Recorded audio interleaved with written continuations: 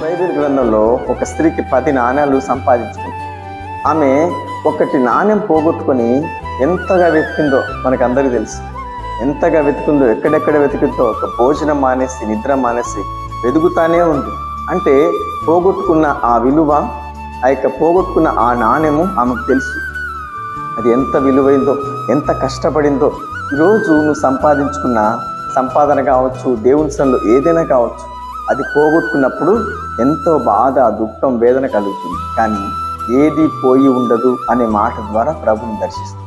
నువ్వు పోగొట్టుకో, నువ్వు జార విడుచుకో, పోయింది ఏదైనా మరలా రెట్టింపుతో మరలా నీ దగ్గరికి నడిపిస్తాడు.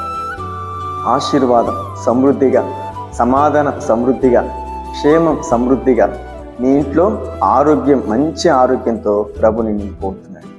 ఏది పోదు, అధైర్యపడకు. ఇంతవరకు పోగొట్టుకున్నావేమో, ఈ మాటతో నిన్ను మాట్లాడు.